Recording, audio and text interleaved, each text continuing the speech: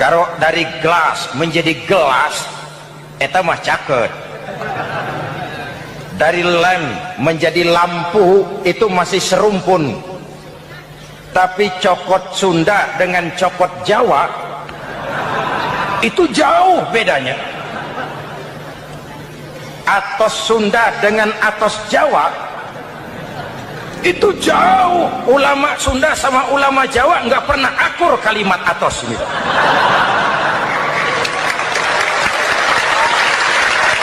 Anggap ini Ramadan terakhir yang diberikan Allah kepada kita.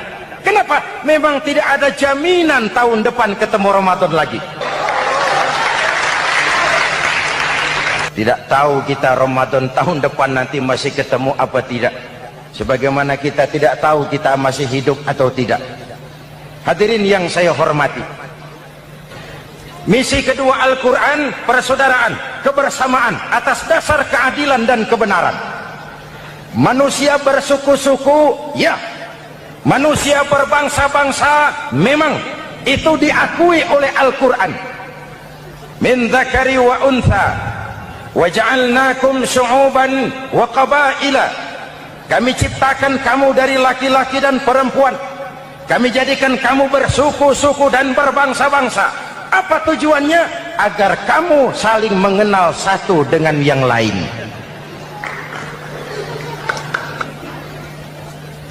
Yang terlepas dari ras, dari manapun orang datang, apapun warna kulitnya, dari suku apapun ia dilahirkan, kalau akidahnya sama, itu kan saudara kita.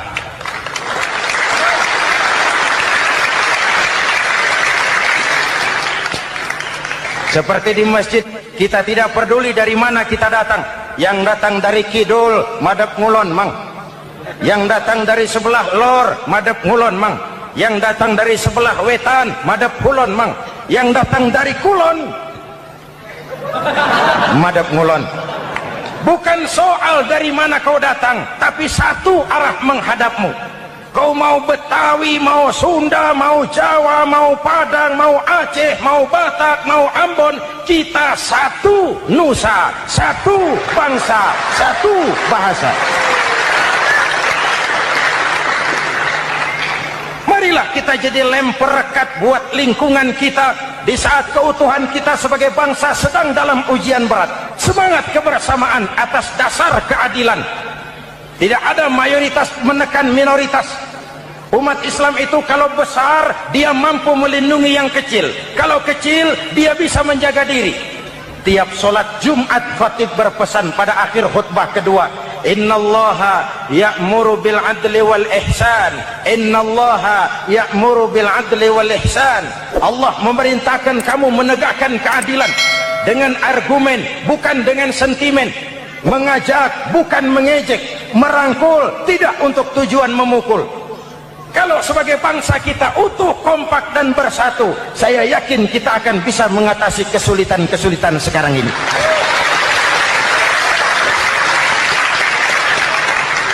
Kan kita prihatin kadang-kadang tawuran antar desa, antar RT, antar RW, antar kecamatan, sampai antar elit di atas.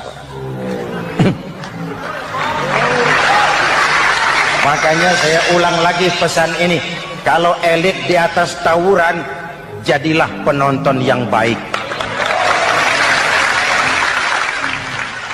Saudara-saudara kaum muslimin yang saya cintai, kita prihatin, kita seakan tercabut dari akar budaya kita sebagai bangsa.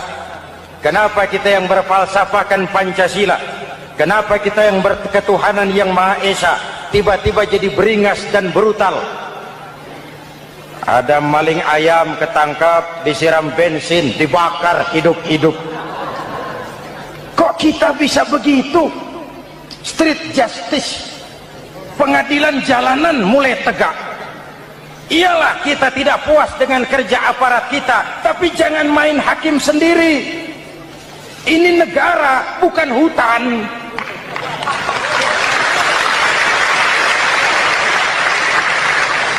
Jangan mencegah kemunkaran dengan menegakkan kemunkaran baru.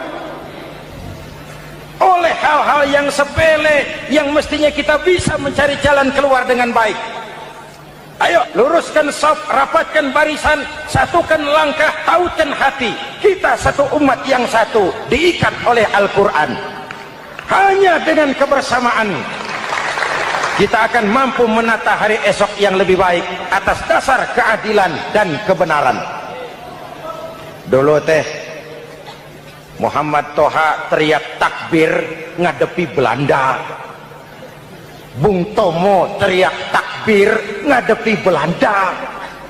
Ayeuna takbir ngadepi batur sadulur salembur. Nanaonan.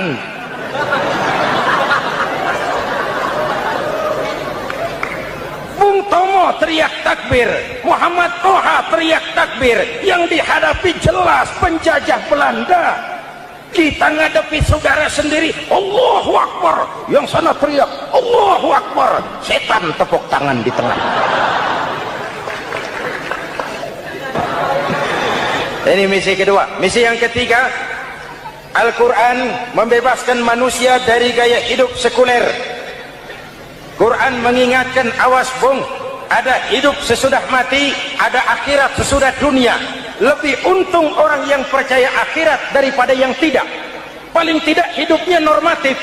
Contoh, saudara yakin akhirat ada, lalu saudara hidup baik-baik, menjauhi yang munkar, meninggalkan yang haram, saudara sujud, puasa, jihad, lalu saudara mati. Setelah mati ternyata akhirat tidak ada. Tidak ada ruginya. Paling kurang kita sudah dicatat sebagai orang baik. Sebaliknya, saudara tidak percaya sama akhirat, lalu hidup seenaknya, judi, mabuk, zina, nipu orang, korupsi, tenggelam dalam kemunkaran, lalu mati.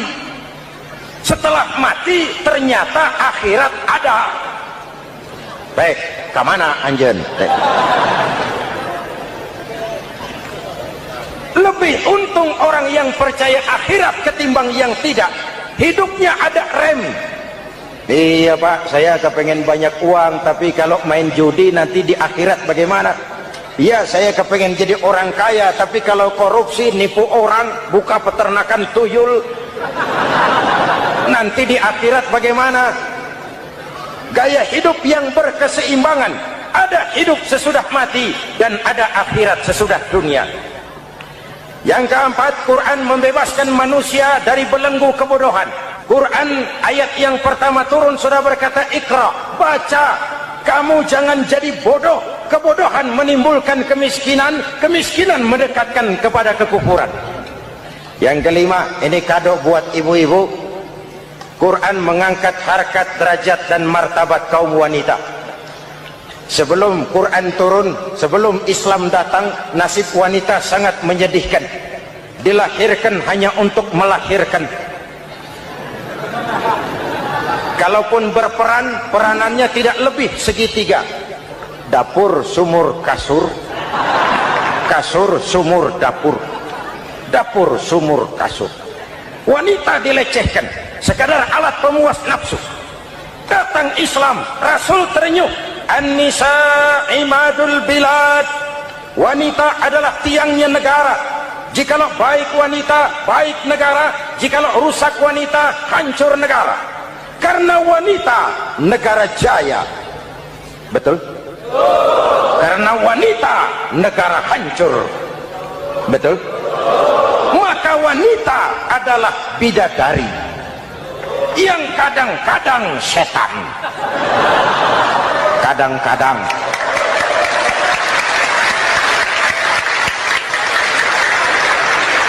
Ini yang hadir di sini bidadari semua. Ibu bapak, saudara-saudara hadirin yang saya hormati. Lalu bagaimana sikap kita terhadap Al-Quran?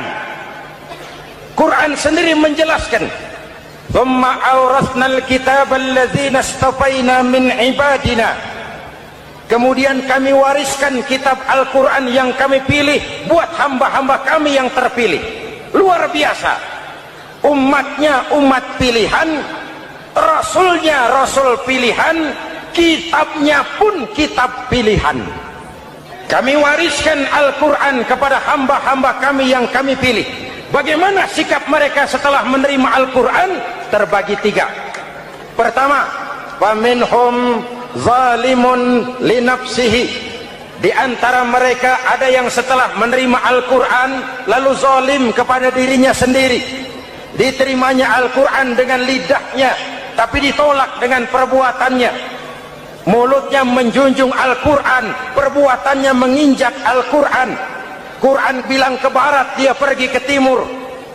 Quran bilang ke selatan, dia berangkat ke utara. Quran bilang haram, dia terjang. Quran bilang halal, dia tidak mau. Orang seperti itu tidak zalim kepada Allah, tapi zalim kepada dirinya sendiri. Apa kalau kita tidak sholat, Allah rugi? Apa kalau kita tidak bayar zakat, Tuhan bangkrut? Mudah-mudahan kita yang termasuk golongan ini. Amin. Yang kedua, wa minhum muqtasid. Di antara mereka ada yang menerima Quran 50-50, separuh-separuh. Yang enak dilaksanakan, yang berat ditinggal. Padahal pada sisi lain Quran mengajarkan masuklah ke dalam Islam secara total, kafah, jangan separuh-separuh. Ini watak munafik. Kalau dilihat Islam menguntungkan, rame-rame teriak Islam. Ketika diminta berjihad, diminta berkorban, diminta zakat, rame-rame mengundurkan diri. Saya bangkrut pak, saya miskin pak, saya pailit pak. Mental itu dalam awal-awal Baqarah dijelaskan. Kullama adha'a lahum masyaw fih wa idza adlama 'alaihim qamu. Kalau terang mereka berangkat, kalau gelap mereka mandek. Itu ciri orang munafik beragama. Kalau Islam menguntungkan, rame-rame teriak Islam. Ketika diminta berjihad, berkorban, berjuang, rame-rame mengundurkan diri. Muqtasid. Golongan yang ketiga, ini yang ideal. Wa minhum sabiqum bil khairati biiznillah. Di antara mereka ada yang setelah menerima Al-Quran lalu berlomba-lomba mengamalkannya, berlomba-lomba melaksanakannya. Jangan sampai yang baca Quran dengan suara merdu dapat piala, yang mengamalkan Quran dengan konsekuen dapat penjara.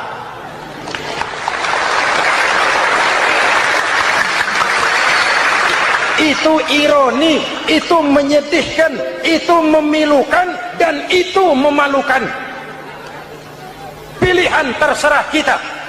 Satu hadis Rasulullah mengajarkan begini: man ja'alal Qur'ana amamahu qadahu ilal jannah, wa man ja'alal Qur'ana khalfahu saqahu ilan nar.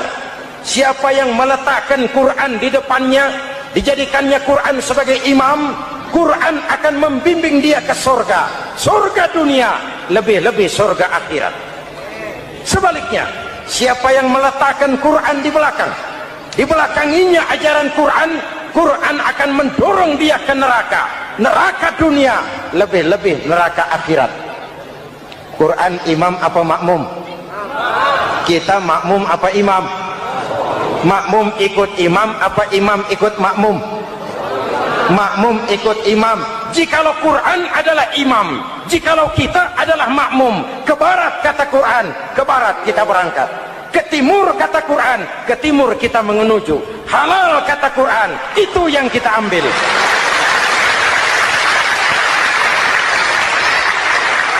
Mari kita jadikan Ramadan sebagai bulan di mana sedikit demi sedikit kita berupaya kembali menjadi generasi yang Qurani. Rasulullah pernah ditanya, kalau Tuhan wafat ya Rasul, kemana kami minta nasihat? Aku tinggalkan kamu dua nasihat. Satu yang diam saja, satu yang bisa bicara. Yang bisa bicara apa ya Rasul? Al-Quran. Minta nasihat Quran. Yang diam saja apa ya Rasul? Maut. Dalam hidup ada dua nasihat. Nasihat yang bisa bicara, Al-Quran. Nasihat yang diam saja, maut.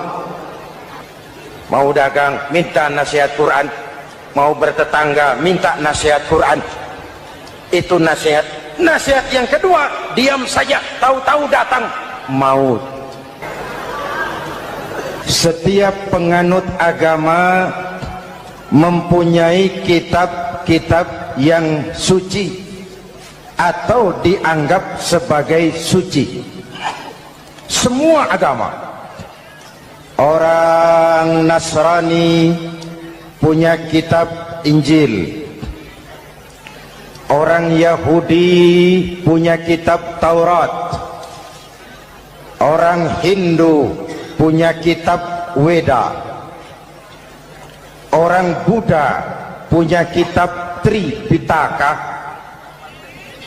pengikut Konghucu punya kitab Tao Te Ching, orang Majusi pengikut Zoroaster punya kitab Zen Avesta, orang kebatinan punya kitab Serat Centani, Hidayat Jati atau Darmo Gandul.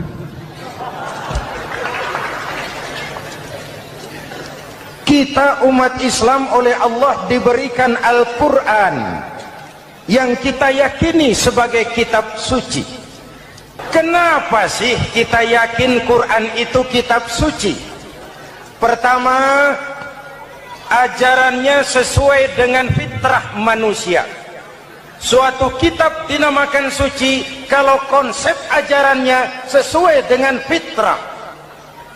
Contoh, ini laki-laki ini seneng nggak sama perempuan? Normal. Kalau nggak seneng saya ragu-ragu.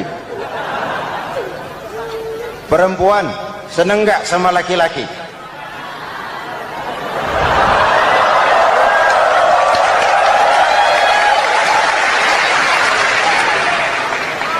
Ini fitrah. Laki-laki suka perempuan, perempuan suka laki-laki. Quran memahami itu. Hai laki-laki, kau senang dengan perempuan. Hai perempuan, kau suka dengan laki-laki. Oke, lewat sini, lewat pintu yang disebut nikah. Kalau kitab suci melarang nikah, itu bertentangan dengan fitrah manusia. Maka dalam Quran, mulai dari umat sampai ulama dan segala profesi dianjurkan nikah. Kalau kiai tidak boleh nikah, saya pilih mengundurkan diri, Pak.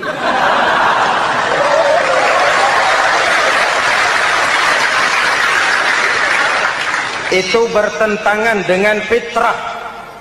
Lagian mubazir dikasih perabotan nggak dipakai.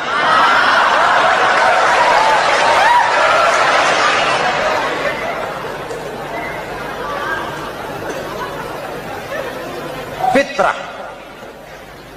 Contoh lagi, manusia perlu makan. Kalau ada kitab suci menyuruh puasa terus dari pagi sampai sore sampai malam sampai pagi lagi, eta teh kitab gelo.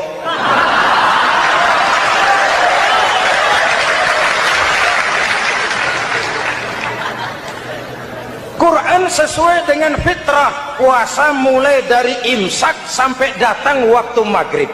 Puasa ngebleng dari pagi sampai sore sampai malam merusak kesehatan. Malam berpuasa boleh bergaul dengan istri. Kenapa? Fitrah. Kalau siang tidak boleh, malam tidak boleh, sebulan penuh panas kepala.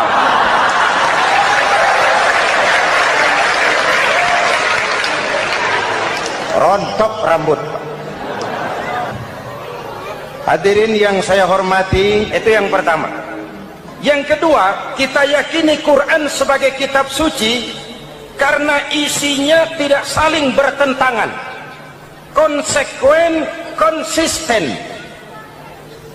Kalau ada satu kitab, di satu ayat mengajarkan Tuhan Esa, di lain ayat mengajarkan tiga, liar itu mah. Bagaimana kitab suci isinya paradoks? Bagaimana kitab suci isinya saling bertentangan? Di ayat manapun sekali Quran berkata Allah itu Esa, selamanya Esa. Isinya tidak saling bertentangan. Lalu yang ketiga, kita yakini Quran kitab suci karena dia bersih dari intervensi manusiawi. Sejak turunnya Al-Quran menantang, jikalau kamu ragu terhadap Quran yang kami turunkan kepada hamba kami Muhammad, kamu anggap itu cuma bikinan Muhammad. Kalau Muhammad bisa, kamu tentu bisa. Baik, bikin satu surah semacam Al-Quran. 14 abad yang lalu tantangan ini turun, dan sampai malam ini belum terjawabkan. Pak, barangkali tidak ada yang mau coba. Banyak. Antara lain Musailamah Al-Kazzab, dia mencoba membuat menandingi Al-Quran. Dia buat satu surah namanya surah Al-Fil. Bunyinya begini, bikinan Musailamah. Al-Fil, wa mal-fil, wa ma adraka mal-fil, lahu khurtumun tawil, wa lahu zail. Sudah berbentuk syair. Isinya apa? Al-Fil, gajah. Wa mal-fil, apakah gajah itu? Wa ma adraka mal-fil, tahukah kamu apa itu gajah? Lahu khurtumun tawil, dia punya belalai panjang. Wa lahu zail, dan dia punya ekor. Nggak usah turun ayat begituan, orang tahu.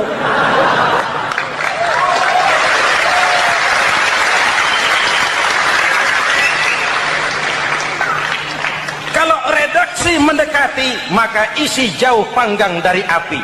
Kitab suci bersih dari campur tangan manusiawi. Maka Al-Quran, ke bahasa apapun dia diterjemahkan, naskah aslinya tetap ikut. Dia boleh diterjemahkan ke bahasa Sunda, bahasa Jawa, bahasa Padang, bahasa Inggris, bahasa Jerman, bahasa Belanda, naskah aslinya tetap ada. Kenapa? Bahasa ke bahasa perbedaannya sering frontal. Kalau dari gelas menjadi gelas, eta mah caket. Dari lem menjadi lampu, itu masih serumpun. Tapi cokot Sunda dengan cokot Jawa, itu jauh bedanya. Atos Sunda dengan atos Jawa, itu jauh. Ulama Sunda sama ulama Jawa nggak pernah akur kalimat atos ini.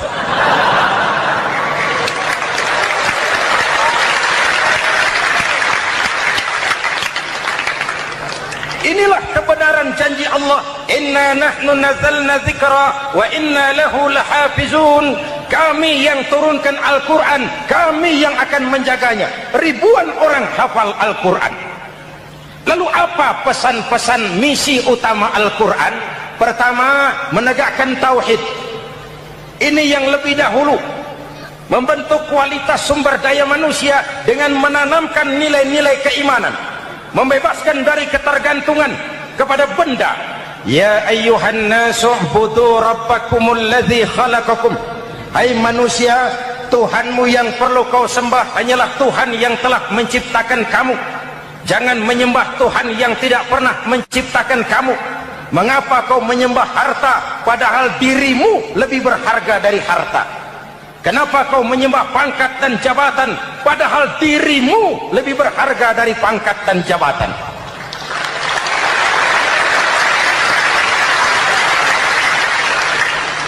Diajak rasio berpikir, Tuhanmu yang perlu kau sembah hanyalah Tuhan yang menciptakan kamu. Dan Tuhan yang menciptakan kamu itu Tuhan yang lam yalid walam yulad, yang laisa kamislihi syai'un, dan itulah Allah subhanahu wa ta'ala. Ayo orang teh, ayeuna teh boleh pakai teh. Ayeuna teh, kita teh kalau kepada syirik jali, syirik yang terang-terangan, insya Allah tidak. Nyata-nyata menyembah berhala, tidak. Nyata-nyata menyembah pohon, tidak. Nyata-nyata berkeyakinan Tuhan lebih dari satu, tidak. Tapi kita sering terjebak pada syirik kecil, syirik khafi, syirik yang tersamar. Saya sejak pakai cincin ini, jangankan anak gadis, nenek-nenek ngelihat saya. cincin. Jangankan anak gadis, nenek-nenek lihat saya lemes. Cincin. Ini saya sejak ada perkutut rumah ini dagang lancar perkutut. Ini Ramadan bulan penempaan nilai-nilai keimanan. Misi utama Quran menegakkan tauhid, memerangi kemusyrikan, membebaskan manusia dari ketergantungan kepada benda. Dari situ kualitas sumber daya manusia dimulai. Saya sering mengungkapkan selama ini sistem pendidikan kita cuma mengisi otak, bukan membentuk watak. Otak diisi segala macam ilmu, tapi hati kosong, agama rapuh, akhirnya moral rendah. Muncul manusia-manusia yang pintar, cuma sayang tidak benar. Indonesia kita bangkrut, Indonesia kita terpuruk, Indonesia kita sakit sekarang ini kan ulahnya orang-orang yang pintar tapi tidak benar.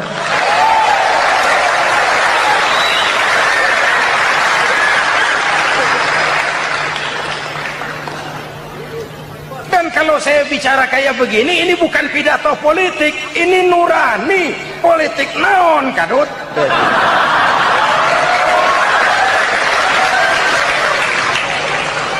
Ini nurani, ini tanggung jawab sebagai anak bangsa.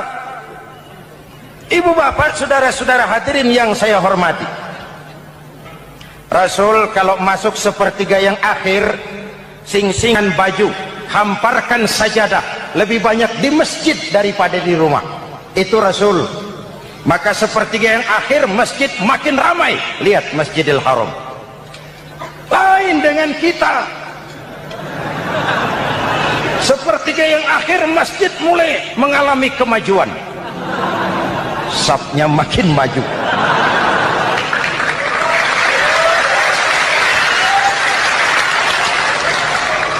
Pasar ramai, terminal beludak. Padahal sepertiga yang akhir itu puncak. Padahal di situ nilai tambah. Dan anggap ini Ramadan terakhir yang diberikan Allah kepada kita. Kenapa? Memang tidak ada jaminan tahun depan ketemu Ramadan lagi.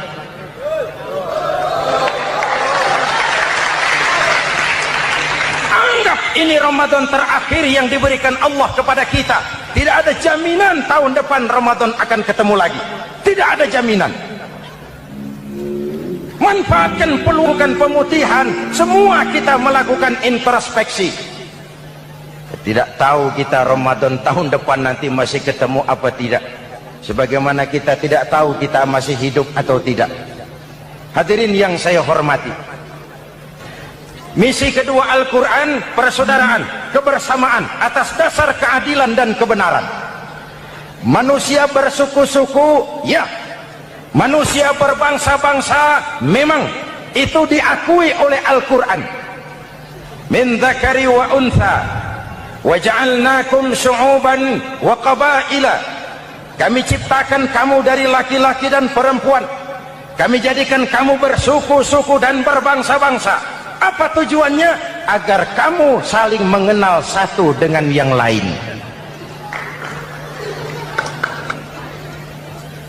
Yang terlepas dari ras, dari manapun orang datang, apapun warna kulitnya, dari suku apapun ia dilahirkan, kalau akidahnya sama, itu kan saudara kita.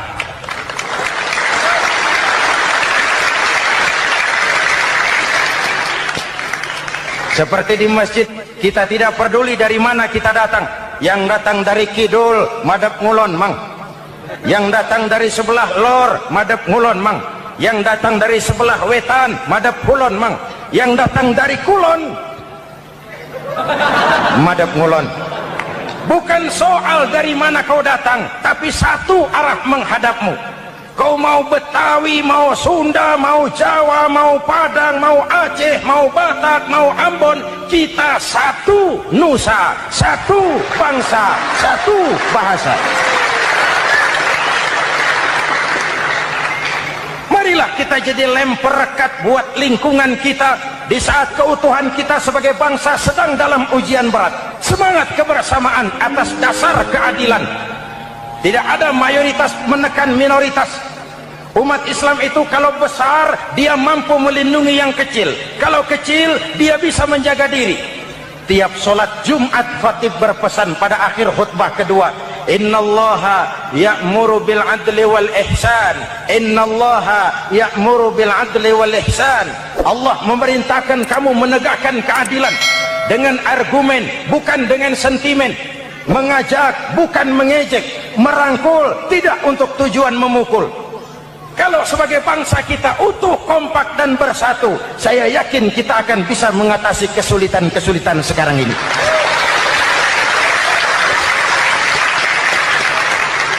Kan kita prihatin kadang-kadang tawuran antar desa, antar RT, antar RW, antar kecamatan, sampai antar elit di atas. Makanya saya ulang lagi pesan ini, kalau elit di atas tawuran, jadilah penonton yang baik. Saudara-saudara kaum muslimin yang saya cintai, kita prihatin, kita seakan tercabut dari akar budaya kita sebagai bangsa. Kenapa kita yang berfalsafahkan Pancasila, kenapa kita yang berketuhanan yang Maha Esa tiba-tiba jadi beringas dan brutal? Ada maling ayam ketangkap, disiram bensin, dibakar hidup-hidup. Kok kita bisa begitu? Street justice, pengadilan jalanan mulai tegak. Iyalah kita tidak puas dengan kerja aparat kita, tapi jangan main hakim sendiri. Ini negara, bukan hutan.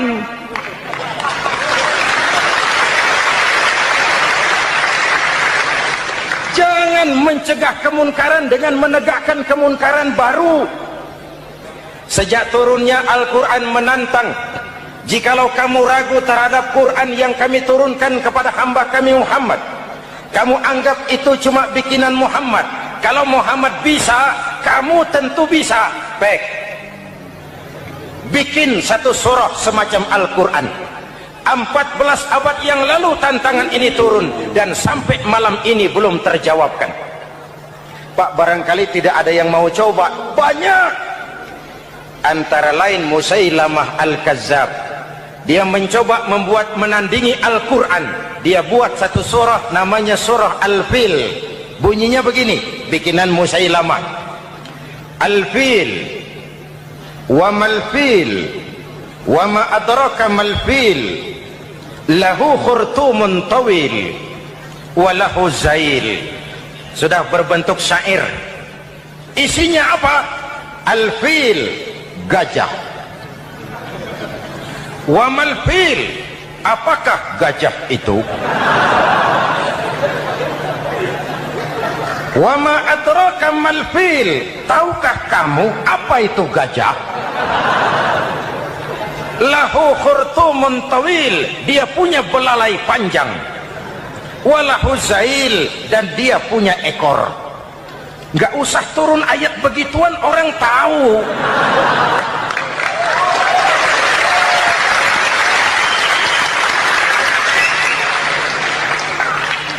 Kalau redaksi mendekati, maka isi jauh panggang dari api. Kitab suci bersih dari campur tangan manusiawi. Maka Al-Quran, ke bahasa apapun dia diterjemahkan, naskah aslinya tetap ikut.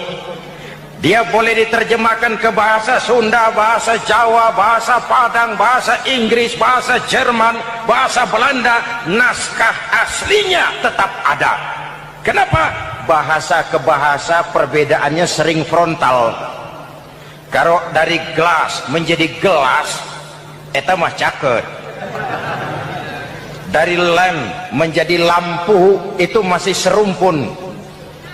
Tapi cokot Sunda dengan cokot Jawa, itu jauh bedanya. Atos Sunda dengan atos Jawa, itu jauh. Ulama Sunda sama ulama Jawa nggak pernah akur kalimat atos ini.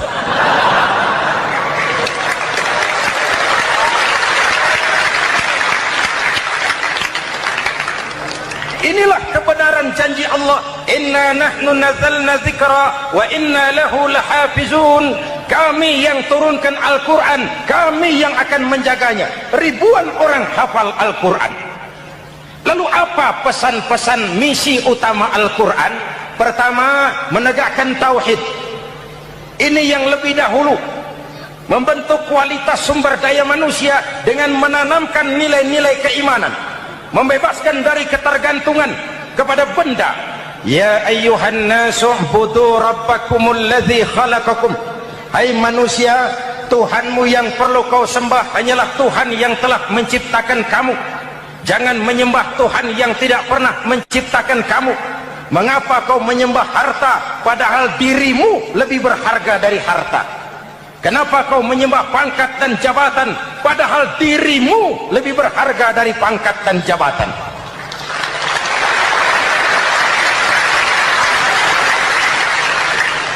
Diajak rasio berpikir, Tuhanmu yang perlu kau sembah hanyalah Tuhan yang menciptakan kamu. Dan Tuhan yang menciptakan kamu itu Tuhan yang lam yalid walam yulad, yang laisa kamislihi syai'un, dan itulah Allah subhanahu wa ta'ala. Ayo orang teh, ayeuna teh boleh pakai teh, ayeuna teh kita teh kalau kepada syirik jali, syirik yang terang-terangan, insya Allah tidak. Nyata-nyata menyembah berhala, tidak. Nyata-nyata menyembah pohon, tidak. Nyata-nyata berkeyakinan Tuhan lebih dari satu, tidak. Tapi kita sering terjebak pada syirik kecil, syirik khafi, syirik yang tersamar. Saya sejak pakai cincin ini, jangankan anak gadis, nenek-nenek ngelihat saya cincin. Jangankan anak gadis, nenek-nenek lihat saya lemes cincin. Ini saya sejak ada perkutut rumah ini dagang lancar perkutut. Oleh hal-hal yang sepele yang mestinya kita bisa mencari jalan keluar dengan baik. Ayo luruskan saf, rapatkan barisan, satukan langkah, tautan hati. Kita satu umat yang satu, diikat oleh Al-Quran. Hanya dengan kebersamaan kita akan mampu menata hari esok yang lebih baik atas dasar keadilan dan kebenaran. Dulu teh Muhammad Toha teriak takbir ngadepi Belanda, Bung Tomo teriak takbir ngadepi Belanda, ayeuna takbir ngadepi batur sadulur salembur. Nanaunan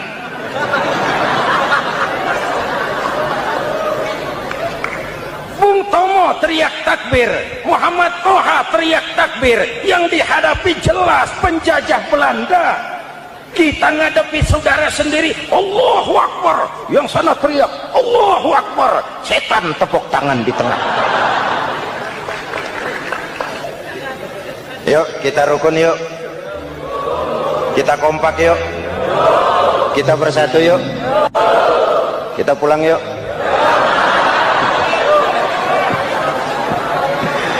Ini misi kedua. Misi yang ketiga, Al-Quran membebaskan manusia dari gaya hidup sekuler.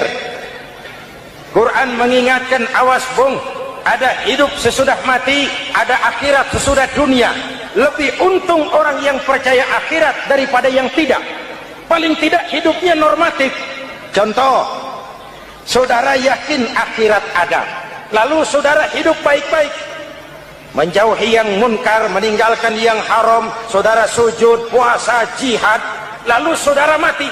Setelah mati ternyata akhirat tidak ada ruginya. Paling kurang kita sudah dicatat sebagai orang baik. Sebaliknya, saudara tidak percaya sama akhirat, lalu hidup seenaknya, judi, mabuk, zina, nipu orang, korupsi, tenggelam dalam kemunkaran, lalu mati. Setelah mati ternyata akhirat ada. Baik, kemana anjen? Lebih untung orang yang percaya akhirat ketimbang yang tidak. Hidupnya ada rem. Iya Pak, saya kepengen banyak uang, tapi kalau main judi nanti di akhirat bagaimana? Iya, saya kepengen jadi orang kaya, tapi kalau korupsi, nipu orang, buka peternakan tuyul, nanti di akhirat bagaimana? Gaya hidup yang berkeseimbangan. Ada hidup sesudah mati dan ada akhirat sesudah dunia. Yang keempat, Quran membebaskan manusia dari belenggu kebodohan. Quran ayat yang pertama turun sudah berkata, Iqra, baca, kamu jangan jadi bodoh. Kebodohan menimbulkan kemiskinan, kemiskinan mendekatkan kepada kekufuran. Yang kelima, ini kado buat ibu-ibu. Quran mengangkat harkat, derajat dan martabat kaum wanita. Sebelum Quran turun, sebelum Islam datang, nasib wanita sangat menyedihkan. Dilahirkan hanya untuk melahirkan. Kalaupun berperan, peranannya tidak lebih segitiga. Dapur, sumur, kasur. Kasur, sumur, dapur. Dapur, sumur, kasur. Wanita dilecehkan, sekadar alat pemuas nafsu. Datang Islam, Rasul terenyuh. An-nisa imadul bilad. Wanita adalah tiangnya negara. Jikalau baik wanita, baik negara. Jikalau rusak wanita, hancur negara. Karena wanita, negara jaya. Betul? Karena wanita, negara hancur. Betul? Maka wanita adalah bidadari yang kadang-kadang setan. Kadang-kadang.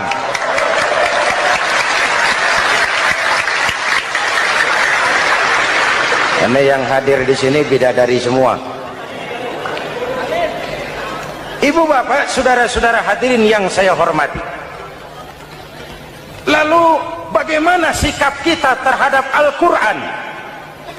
Quran sendiri menjelaskan, "Tsumma awrasnal kitaba alladzina istafaina min ibadina." Kemudian kami wariskan kitab Al-Quran yang kami pilih buat hamba-hamba kami yang terpilih. Luar biasa. Umatnya umat pilihan, Rasulnya Rasul pilihan, kitabnya pun kitab pilihan. Kami wariskan Al-Quran kepada hamba-hamba kami yang kami pilih. Bagaimana sikap mereka setelah menerima Al-Quran? Terbagi tiga. Pertama, faminhum zalimun linafsihi. Di antara mereka ada yang setelah menerima Al-Quran lalu zalim kepada dirinya sendiri. Diterimanya Al-Quran dengan lidahnya, tapi ditolak dengan perbuatannya. Mulutnya menjunjung Al-Quran, perbuatannya menginjak Al-Quran. Quran bilang ke barat, dia pergi ke timur. Quran bilang ke selatan, dia berangkat ke utara. Quran bilang haram, dia terjang. Quran bilang halal, dia tidak mau. Orang seperti itu tidak zalim kepada Allah, tapi zalim kepada dirinya sendiri. Mudah-mudahan kita yang termasuk golongan ini. Amin. Yang kedua, wa minhum muqtasid. Di antara mereka ada yang menerima Quran 50-50. Separuh-separuh. Yang enak dilaksanakan, yang berat ditinggal. Padahal pada sisi lain Quran mengajarkan masuklah ke dalam Islam secara total. Kafah, jangan separuh-separuh. Ini watak munafik. Kalau dilihat Islam menguntungkan, rame-rame teriak Islam. Ketika diminta berjihad, diminta berkorban, diminta zakat, rame-rame mengundurkan diri. Saya bangkrut Pak, saya miskin Pak, saya pailit Pak.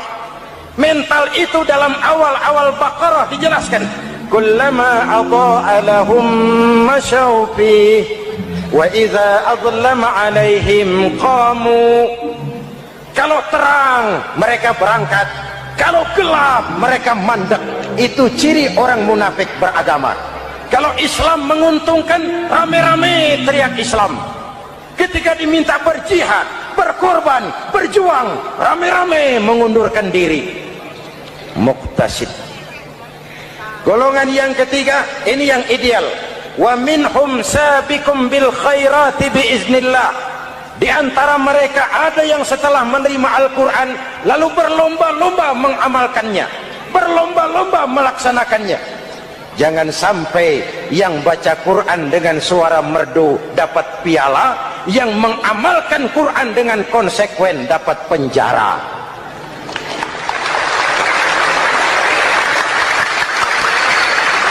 Itu ironi, itu menyedihkan, itu memilukan, dan itu memalukan. Pilihan terserah kita. Satu hadis Rasulullah mengajarkan begini: man ja'alal Qur'ana amamahu qadahu ilal jannah, wa man ja'alal Qur'ana khalfahu saqahu ilan nar. Siapa yang meletakkan Quran di depannya, dijadikannya Quran sebagai imam, Quran akan membimbing dia ke surga, surga dunia, lebih-lebih surga akhirat. Sebaliknya, siapa yang meletakkan Quran di belakang, dibelakanginya ajaran Quran, Quran akan mendorong dia ke neraka, neraka dunia, lebih-lebih neraka akhirat. Quran imam apa makmum? Kita makmum apa imam? Makmum ikut imam apa imam ikut makmum? Makmum ikut imam. Jikalau Quran adalah imam, jikalau kita adalah makmum, ke barat kata Quran, ke barat kita berangkat. Ke timur kata Quran, ke timur kita menuju. Halal kata Quran, itu yang kita ambil.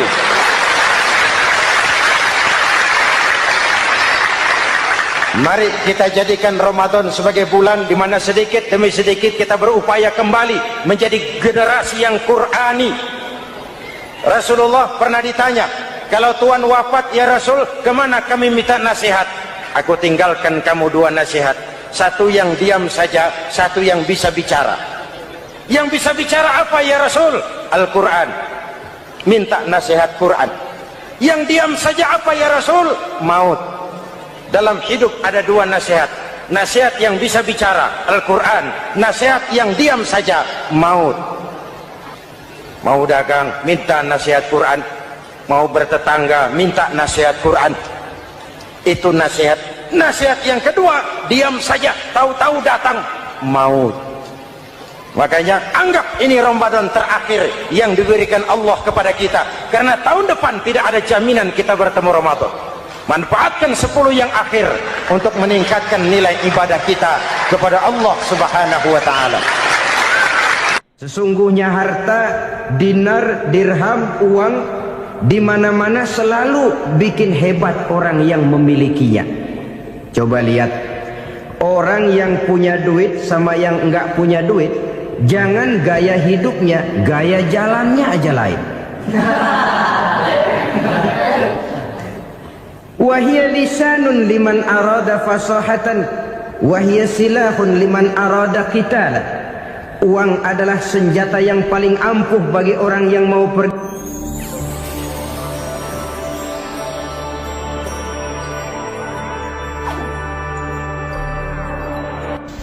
Bapak-bapak, ibu-ibu, saudara-saudara kaum muslimin rahimakumullah. Murai di dahan dan kokok ayam di kandang. Dunia ini penuh dengan berbagai macam kesibukan.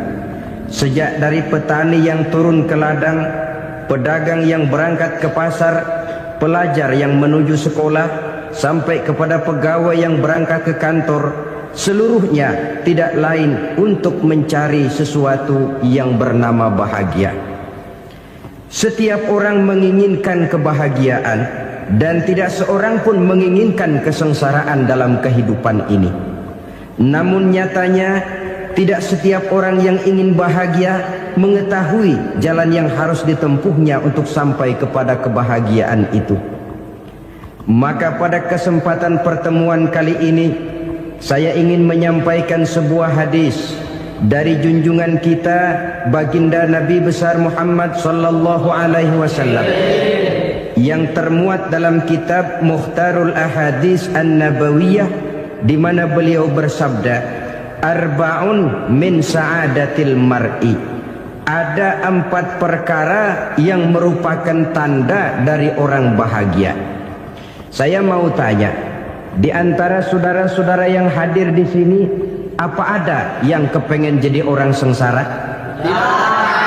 Seluruhnya tentu ingin mendapatkan kebahagiaan. Maka menurut resep dari Nabi kita, tanda orang bahagia itu 4. Jadi kalau saudara ingin bahagia, harus mempunyai 4 perkara ini. Yang pertama, orang bahagia itu kata Nabi, darun wasi'un. Punya rumah biar bagus asal gede.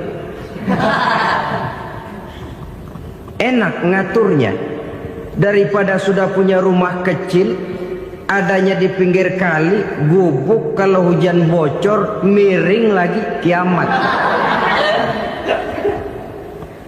Loh, kalau gitu Islam materialis dong.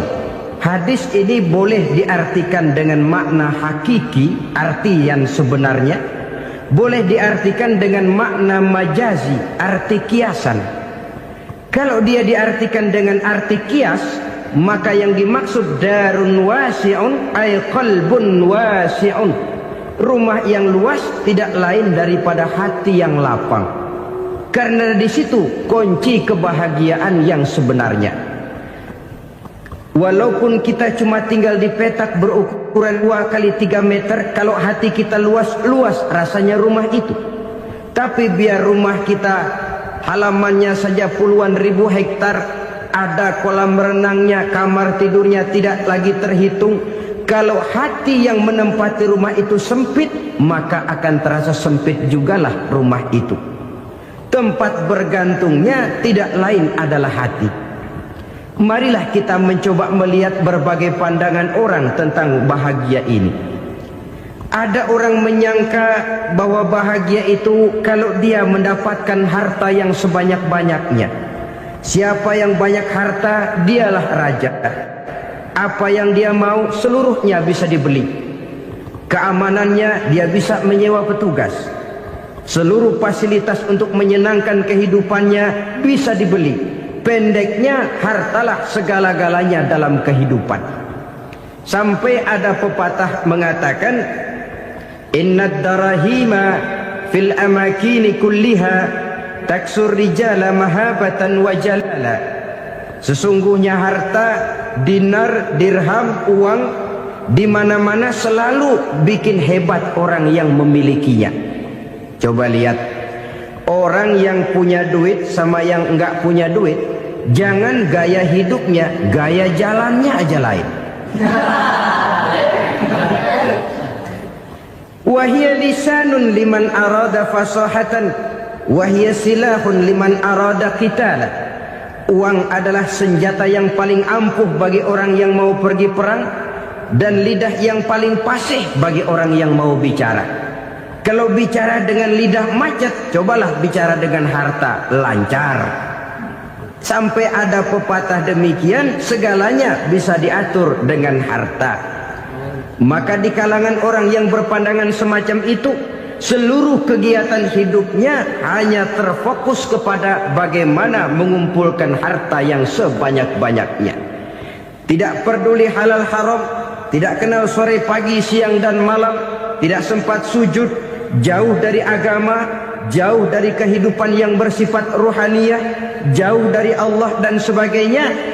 Sampai dalam Al-Quran dikelompokkan dalam kelompok yang dinamakan lumazah. Allazi jama'a malahu wa'addadah yahsabu anna malahu akhladah. Mereka mengumpul-ngumpulkan harta sebanyak-banyaknya dan menyangka bahwa harta yang banyak itu dapat mengekalkan hidupnya, mengekalkan kekayaannya, mengekalkan kebahagiaannya. Saudara hadirin yang berbahagia, kalau pandangan hidup ini benar, artinya kalau harta memang merupakan satu-satunya hal yang dapat membuat orang bahagia, tentu di rumah mewah tidak akan pernah ada tangis derita. Tentu di satu tempat di mana fasilitas hidup serba menunjang tidak ada yang namanya penderitaan. Tapi suka dan duka, sedih dan gembira, senyum dan tawa adalah milik setiap orang, baik dia punya harta maupun dia tidak punya harta. Nyatalah bahwa harta semata-mata bukan merupakan jaminan bahwa orang akan bahagia. Walaupun tanpa harta orang sulit untuk bahagia. Saya mau cerita, ada orang super kaya. Namanya Aristotle Onesimus, Raja Tanker Yunani. Dia punya kapal tanker saja konon sampai 11 banyaknya. Punya perusahaan penerbangan yang disebut Olympic Airlines. Punya hotel di berbagai kota besar di dunia ini, sejak dari New York, London, Paris, Rome dan sebagainya. Bahkan punya pulau yang dia namakan Pulau Scorpio. Ini kan namanya sudah kaya nggak tanggung-tanggung, punya pulau. Nah, dia punya 2 orang anak, yang satu laki-laki namanya Alexander, yang satu perempuan namanya Maria Onesimus. Seluruh harapannya tertumpah kepada anak lakinya Alexander ini, yang akan meneruskan usahanya, meneruskan kekayaannya, meneruskan dinastinya. Apa yang terjadi? Ternyata anak yang dia harapkan yang bernama Alexander ini mati muda dalam kecelakaan pada waktu dia olahraga. Apa olahraganya? Namanya olahraga anak orang kaya, golongan jet set. Olahraganya olahraga pesawat terbang. Jatuh, ya nggak kaput, habis mati. Tinggal satu anak perempuannya, Maria Onesimus. Tapi anak perempuan ini juga malah urakan. Terakhir dia pacaran, bahkan kemudian kawin sama orang Rusia. Rupanya Aristotle Onesimus ini broken. Kekayaannya yang berlimpah ruah, perusahaannya yang begitu banyak, siapa yang akan meneruskan? Siapa yang akan menggantikan? Sampai kemudian dia mengurung diri di Pulau Scorpio dan mati di sana secara mengenaskan. Seorang multi jutawan, seorang yang super kaya, mati menyendiri di pulau sepi. Ibarat kata pepatah, anak ayam mati di lumbung. Bukan kekurangan makanan, keurugan makanan. Begitu kehidupan Aristotle Onesimus. Dan banyak orang-orang yang sudah demikian kaya sampai dibingungkan oleh kekayaannya sendiri. Telusurilah kehidupan David Rockefeller misalnya, Henry Ford misalnya, Adnan Khashoggi misalnya. Multi jutawan yang kadang-kadang dibuat keder oleh kekayaannya sendiri. Pantas ketika Imam Ali ditawarkan orang, "Ya Ali, kalau kepadamu disuruh pilih ilmu atau harta, kau pilih mana?" Ya jelas pilih ilmu dong. Kenapa? Pertama, ilmu kalau kita berikan kepada orang lain tambah. Tapi harta kalau kita berikan kepada orang lain kurang. Saudara punya uang 10.000, dibagi orang 5.000, jelas uang saudara berkurang. Tapi saudara punya ilmu, diberikan kepada orang lain bisa, saudara pun makin mantap. Tidak lantas jadi bodoh karena ngajarin orang. Saudara bisa Fatihah lalu mengajarkan orang Fatihah. Orang bisa, saudara pun makin hafal. Tidak lantas setelah diajarin orang ilmunya hilang. Begitu datang dia minta orang, "Tolong ajarin saya Fatihah." Udah habis, nggak ada.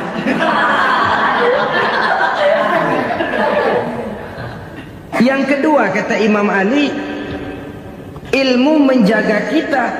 Kalau harta kita yang harus jaga. Makin banyak ilmu makin terpelihara diri seharusnya. Tetapi makin banyak harta makin bingung kita jaganya.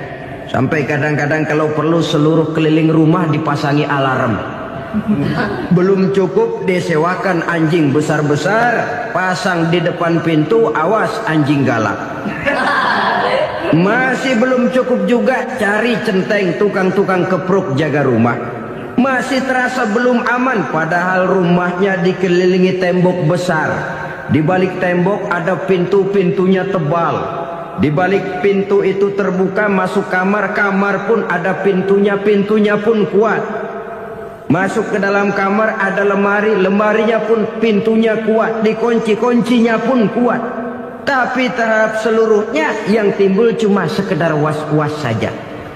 Kesimpulannya sekali lagi, tanpa harta orang memang sulit untuk bahagia. Tapi harta semata-mata tidak merupakan jaminan orang akan bahagia. Dengan hati yang luas, itu modal utama untuk mencapai kebahagiaan hidup. Orang yang hatinya luas, saudara-saudara, punya hati yang lapang, melihat kenyataan hidup ini, dia bersyukur senantiasa kepada Allah. Lantas tidak timbul hasud dan iri hatinya. Oleh karena itu jiwanya selalu lapang. Kalau tidak, cupik hati namanya, dangkal pandangan, tidak senang melihat orang lain dapat nikmat, dan itu sering dijadikan contoh. Kalau orang yang lapang dada, dia lihat tetangganya beli TV baru, dia berkata, alhamdulillah ya, tetangga kita beli TV, mudah-mudahan kita bisa ikut nonton. Lapang dadanya. Tapi orang yang sempit hati, lihat tetangga beli televisi, meriang. Enggak dia apa-apain, meriang. Besoknya dengar tetangga beli motor, makin sakit, ke rumah sakit. Lalu di rumah sakit dengar tetangganya beli mobil, mati. Disiksa oleh perasaannya sendiri. Orang kalau hati sudah sempit dalam hidup, kemanapun dia pergi, sempit rasanya medan kehidupannya. Kemudian kita melihat juga ada orang yang menilai bahwa bahagia itu katanya kalau punya kedudukan yang tinggi, pangkat yang agung, wibawa yang besar.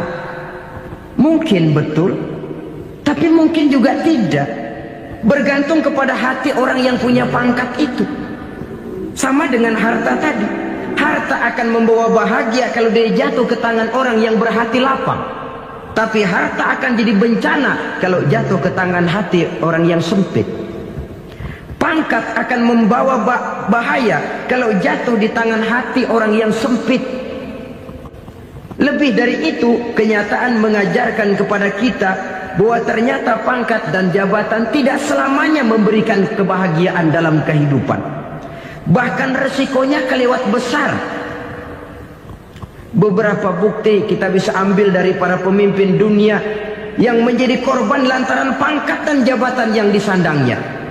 Saudara ingat Presiden Abraham Lincoln dan John Kennedy dari Amerika? Dibunuh orang. Park Chung-hee dari Korea Selatan, Ziaur Rahman dari Bangladesh, Anwar Sadat dari Mesir, terakhir Indira Gandhi dari India, menjadi korban dari pangkat dan jabatan yang disandangnya dari orang-orang yang tidak senang dia memegang jabatan itu. Dia akan mudah mengundang bencana.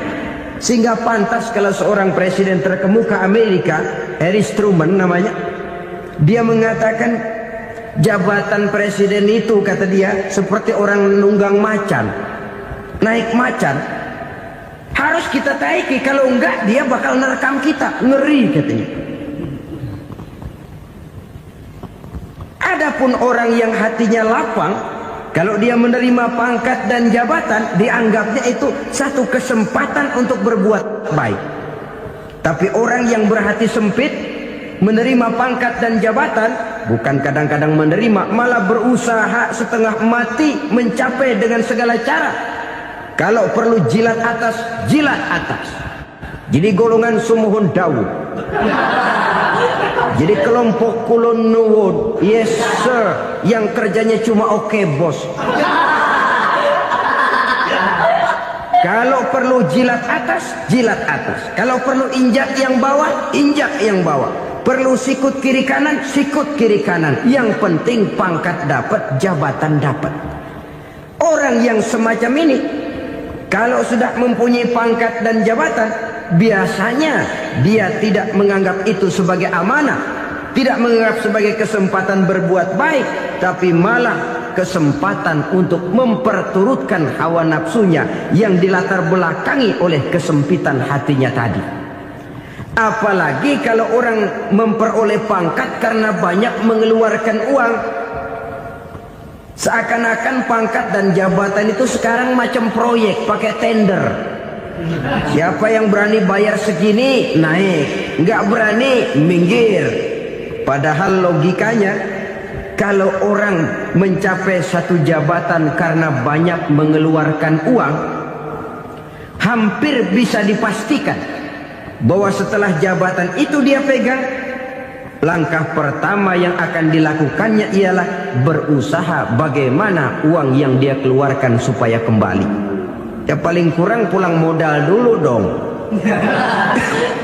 Soal mikirin rakyat soal nanti, tapi ini modal harus pulang. Itu celakanya kalau orang memperoleh pangkat dan jabatan cuma karena banyak mengeluarkan uang. Jarang orang yang mempunyai keyakinan dan pandangan bahwa pangkat dan jabatan merupakan amanah. Jadi sekali lagi, pangkat dan jabatan mungkin saja membawa kebahagiaan kalau jatuh ke tangan orang yang berhati lapang.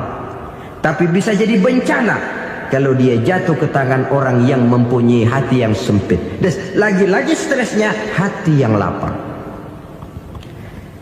Lalu sebagian orang, saudara, ada yang berpandangan katanya bahagia itu kalau jadi orang terkenal, mempunyai popularitas, menjadi idola di kalangan remaja, di kalangan orang tua, di segala lapisan masyarakat. Padahal makin populer orang makin terikat dia. Ya kalau macam kita ini kan nggak punya nama, nggak populer, tengah malam buta mau nongkrong di warung Tegal aman.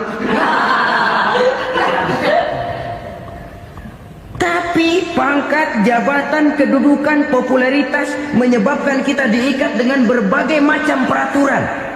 Cuma mandi sama ke WC saja yang nggak dikawal.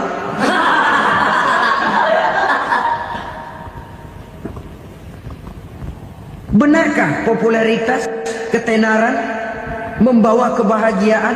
Mungkin, ya, tapi mungkin juga tidak. Kenapa? Banyak orang-orang populer yang mengakhiri hidupnya secara tragis. Kita ambil beberapa nama. Di Amerika tahun 60-an ada bintang seksi paling terkenal yang dijuluki seks bom. Bom seksi. Sampai sekarang jadi legenda, namanya Marilyn Monroe.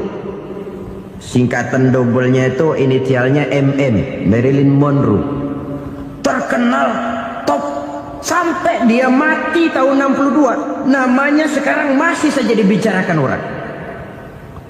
Kenapa dia bunuh diri? Tidak punya hartakah dia? Banyak. Kurang populerkah dia? Seluruh dunia mengenalnya. Sejak rakyat kecil sampai pejabat tinggi dia punya hubungan. Kenapa? Jenuh.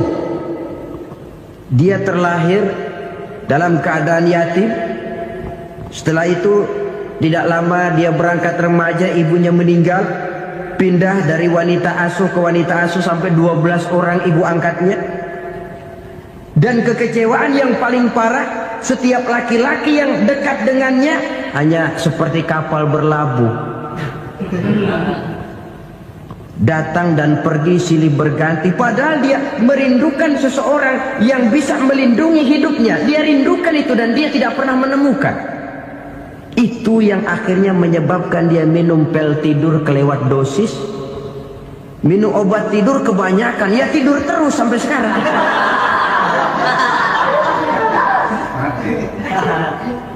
Dia mengakui, saya telah memiliki ketenaran, tapi saya tidak pernah hidup dalam ketenaran itu. Saya pandai main sandiwara, tapi saya ingin hidup dalam alam yang real sebagaimana umumnya orang. Itu yang dia rindukan. Menyusul jejak yang namanya Marilyn Monroe ini, Billie Holiday, saudara kenal tentu, di rumah sakit dirawat. Dia juga minum obat overdosis, mati lagi. Jimi Hendrix minum obat tidur overdosis kelewat batas, mati lagi. Lalu yang menghanyutkan diri di danau, Janis Joplin dan Brian Jones. Ini orang-orang populer, orang-orang terkemuka yang mengakhiri hidup secara tragis, bukan karena tidak terkenal, mungkin karena sudah saking terkenalnya. Contoh paling belakangan, Bruce Lee. Wah, Ini tukang-tukang keprok tentu kenal siapa dia. Sampai sekarang pun tabir kematiannya masih merupakan misteri. Dan yang masih hidup juga menunjukkan gejala yang aneh. Michael Jackson, rumahnya di Beverly Hills itu dijaga sedemikian rupa, dan dia selalu curiga kepada setiap makanan harus steril, bersih dari segala macam kimia. Kemana dia pergi, itu tukang-tukang keprok sudah selalu menjaga dan mengawal, dan dia seakan takut menunjukkan mukanya yang asli. Hingga kalau tampil ke tengah di luar show, dia kadang memakai pakaian yang tidak menunjukkan dia yang sebenarnya, takut dikenali orang. Ternyata popularitas sering jadi momok yang meracuni kehidupan manusia.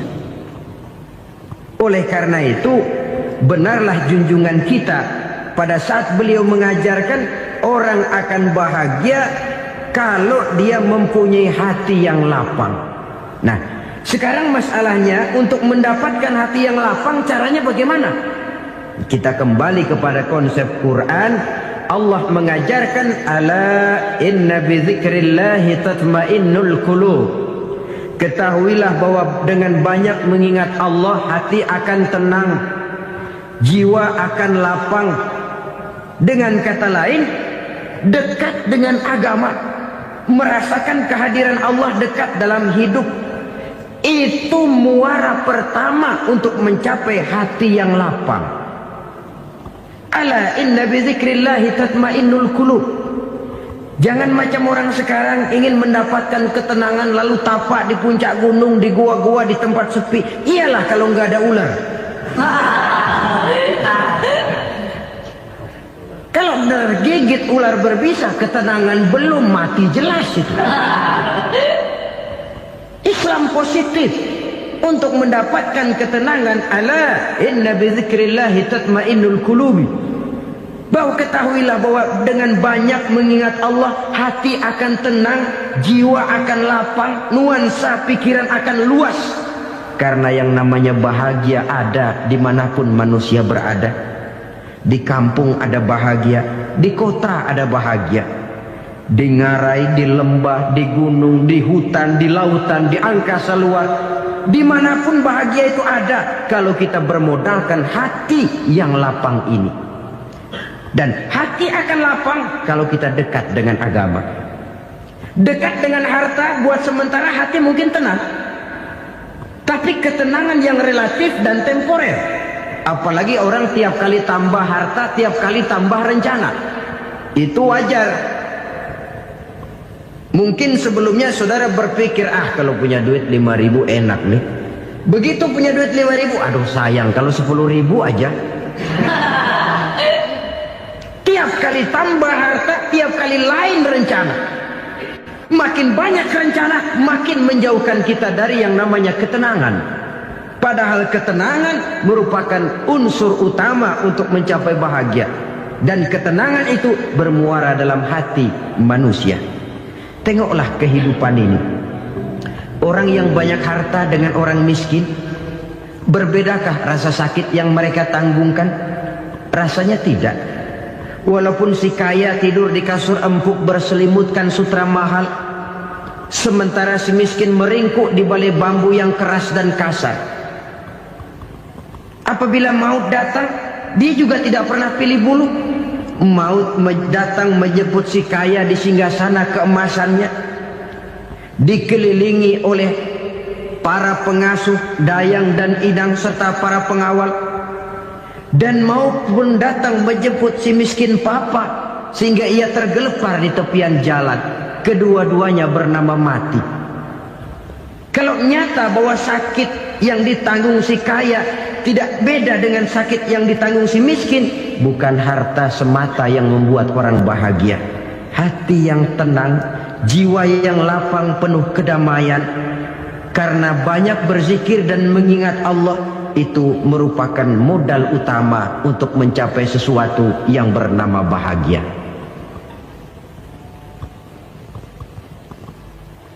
Saudara hadirin yang saya hormati, inilah yang pertama dari 4 ciri yang digambarkan oleh Nabi tentang tanda-tanda orang bahagia. Dan harus berangkat dari yang pertama ini, hati yang lapang. Ini yang harus kita miliki lebih dahulu, baru nanti akan menyusul kepada poin yang ketiga, kedua, dan selanjutnya. Sebab kalau hati sudah terisi dengan jiwa yang lapang, seluruh persoalan insya Allah akan bisa kita atasi dengan sebagaimana mestinya.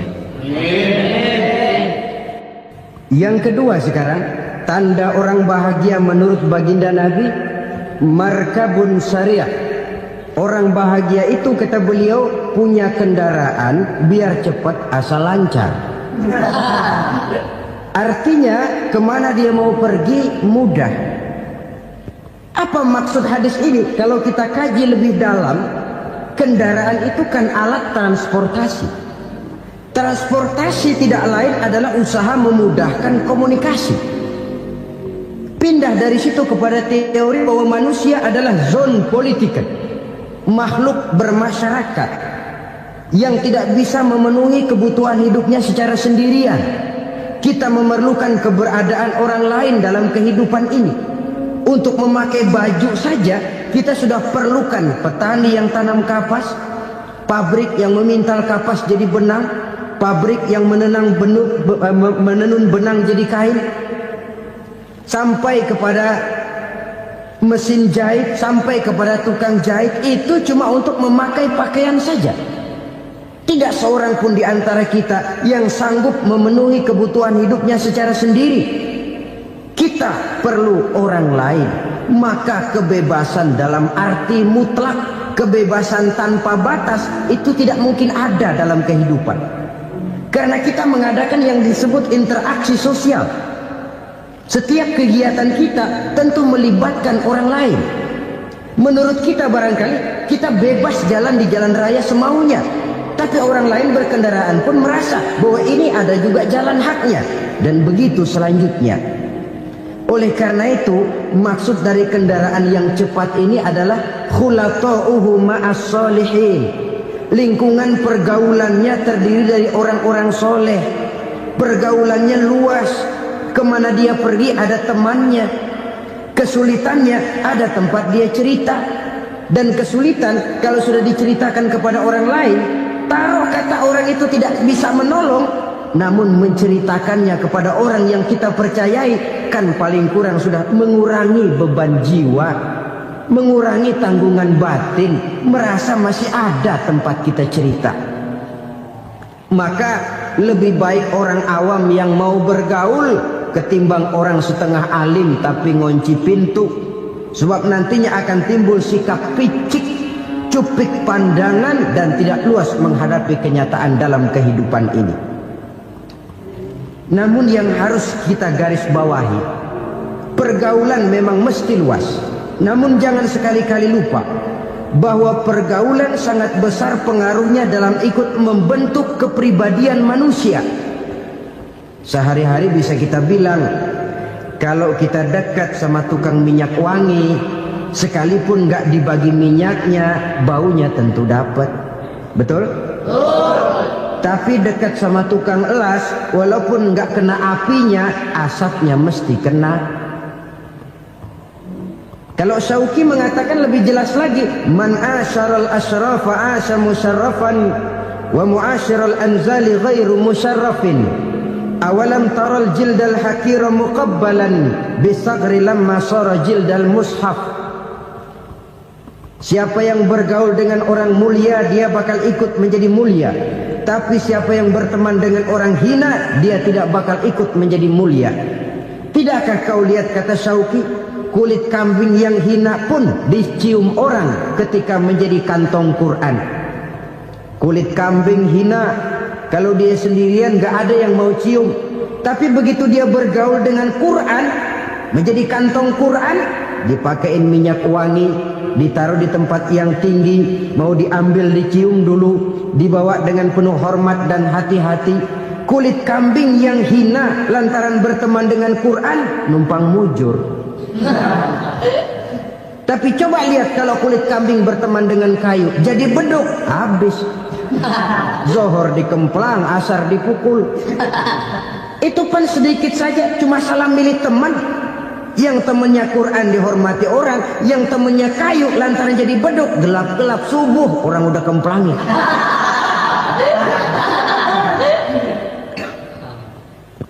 Maka terutama kepada adik-adik remaja yang masih mencari identitas diri, yang ibarat kaset masih kaset kosong, mudah diisi oleh apapun, pandai-pandailah memilih teman dalam bergaul.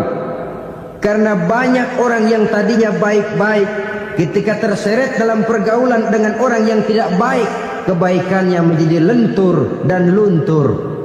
Tapi berapa banyak bajingan-bajingan tengik, orang-orang yang berlumur noda dan dosa, tiap hari melakukan maksiat, namun bergaul dengan orang yang baik-baik, pada akhirnya sedikit demi sedikit beringsut dan berangsur dia terbiasa mengikuti kebaikan-kebaikan. Saya tekankan ini kepada remaja karena mereka masih mencari identitas diri. Apa yang mereka lihat mereka mau, apa yang mereka dengar mereka ingin tahu. Coba lihat kehidupan remaja. Pulang nonton film Rambo, pengen jadi Rambo, gagah, maunya melekai melulu. Pulang nonton film Superman, pengen bisa terbang. Pulang nonton India, nyanyi melulu. Wajar, mereka masih mencari identitas diri. Saya ini sebenarnya siapa? Lingkungan, pergaulan akan membentuk itu. Karena itu pandai-pandailah bergaul, karena ia sangat besar pengaruhnya dalam ikut membentuk kepribadian manusia. Apalagi sifat yang jelek lebih cepat menularnya ketimbang sifat yang baik. Sifat yang baik, watak yang soleh itu lambat sekali untuk menular. Tapi yang tidak baik, kan prosesnya mah kalau remaja biasanya mula-mula dengar. Karena dengar lalu pengen tahu. Karena pengen tahu lalu ngeliatin. Begitu ngeliatin kan pengen nyobain. Setelah nyobain ketagihan. Nah, ini prosesnya. Yang namanya ganja, morfin, narkotik awalnya kan begitu. Mula-mula dengar katanya kalau sudah fly to the sky, sudah melayang ke langit katanya, disitulah puncak kebahagiaan. Mulanya cuma dengar. Karena dengar pengen tahu. Karena pengen tahu lalu melihat, kumpul sama orang yang suka ngeganja. Setelah ngelihat, nah pengen ngerasain. Begitu ngerasain enak juga, ketagihan. Kalau sudah ketagihan jadi penyakit kronis, bisa merembet kepada yang lain. Iya, kalau orang tuanya mampu untuk beli morfin, beli ganja. Kalau tidak kan pikirannya ngayap, jemuran siapa ya gue sabar. Timbullah perbuatan-perbuatan negatif yang bermula dari salah pergaulan. Apalagi buat adik-adik remaja yang tinggal di kota-kota besar, yang pengaruh budaya, pengaruh kesenian, pengaruh struktur kehidupan yang nampak makin individualistis, di mana persaingan tajam, tensi ekonomi tinggi, orang mudah mengalami stres. Pandai-pandailah dalam bergaul, sekali lagi karena ia sangat besar pengaruhnya dalam ikut membentuk kepribadian manusia. Orang bahagia punya kendaraan yang cepat, artinya punya pergaulan yang luas, dan lingkungan pergaulannya terdiri dari orang-orang yang soleh. Kemana dia pergi ada teman, kesulitannya ada tempat dia cerita. Tapi kalau sudah menyendiri, hidup sendiri, kesulitan dipikiri sendiri, bisa mati belum waktunya. Tidak ada tempat berbagi rasa, tidak ada tempat bercerita, tidak ada tempat mengurangi beban dalam kehidupan. Pantas betul kalau Islam sangat menggalakkan dan menganjurkan orang kalau sudah sampai waktunya itu untuk melangsungkan nikah. Kata Nabi, ya ma'syaras syabab man istata'a minkumul ba'at falyatazawwaj. Hai para pemuda, kalau sudah mampu memberi nafkah, kawinlah, nikahlah kamu. Kenapa? Sudah ada teman hidup, tempat berbagi rasa. Kesulitan kalau ada tempat cerita, akan lebih ringan ketimbang kita telan sendiri, walaupun bobot kesulitannya sama beratnya. Saudara-saudara kaum muslimin rahimakumullah, inilah ciri yang kedua, punya kendaraan biar cepat asal lancar. Kemana kita mau pergi gampang. Dengan kata lain, setelah hati yang luas, pergaulan yang luas. Dua. Yang ketiga sekarang, tanda orang bahagia itu menurut Nabi, misbahun mudhi'un, punya lampu yang terang. Oh, itu enggak problem. Sekarang sudah zamannya listrik masuk desa, Pak. Lampu sudah terang semua. Betul, kalau itu yang dimaksud. Tapi tidak cuma itu. Karena lampu yang dimaksud di sini, lampu yang akan menerangi seluruh perjalanan hidup. Dan perjalanan hidup itu sudah dimulai sejak kita terlahir ke alam ini, sampai masuk ke alam barzah, kumpul di padang mahsyar, sampai ke akhirat. Lampu yang menerangi itu yang diperlukan. Kalau lampu, katakanlah yang paling top sekarang kan lampu jenis Mercury. Taruhlah itu di rumah kita, dia cuma menerangi rumah kita. Menerangi hati pun tidak sanggup. Bila kita masuk ke alam barzah, alam kubur, sanggupkah si Mercury yang begitu terang menerangi alam barzah kita? Tidak sanggup lagi. Sanggupkah lampu yang ratusan watt, bahkan puluhan ribu watt menerangi kehidupan di padang mahsyar? Tidak akan sanggup lagi. Kalau demikian, yang dimaksud lampu yang terang di sini apa? Tidak lain amal soleh, kebajikan yang kita lakukan dalam hidup. Itu yang akan jadi lampu penerang.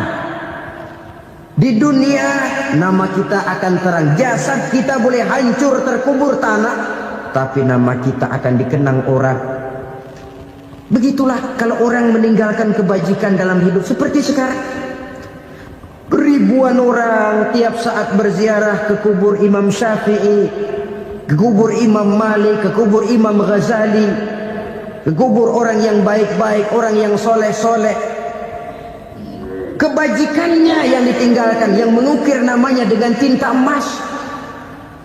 Sehingga saudara sudah terbaring di alam kubur, orang lewat, Allah, ini kuburannya Fulan bin Fulan, dulu ini kebaikannya Masya Allah, saya ikut merasakan. Mari kita mampir sebentar, kita Fatihah.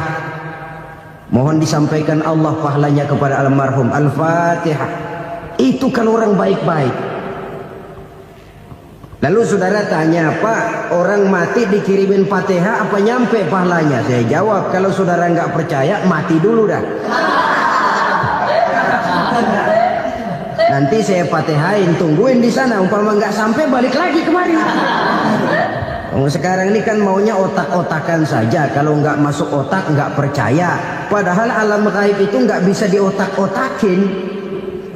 Sama saja dengan saudara pernah dengar cerita kapal tanpa emas tenggelam kan? Pernah nggak? Di mana? Di laut Masalembo.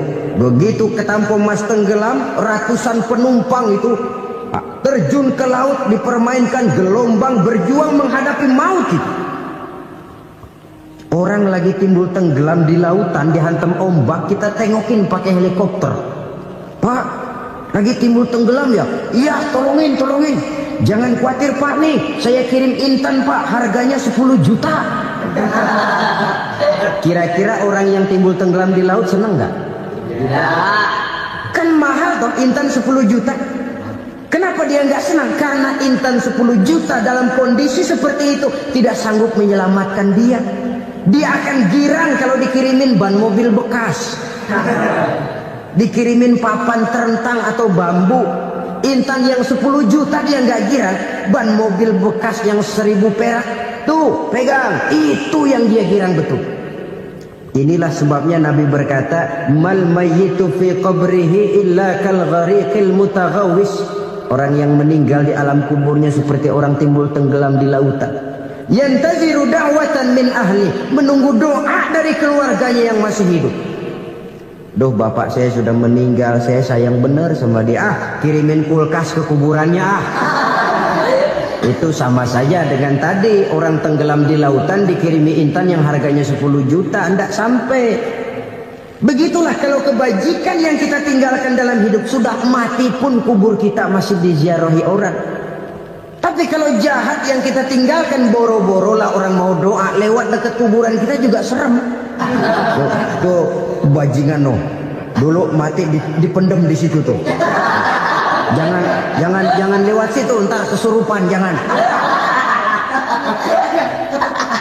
Lewat saja orang ngeri. Konon lagi membacakan Fatihah dan mengirimkan doa.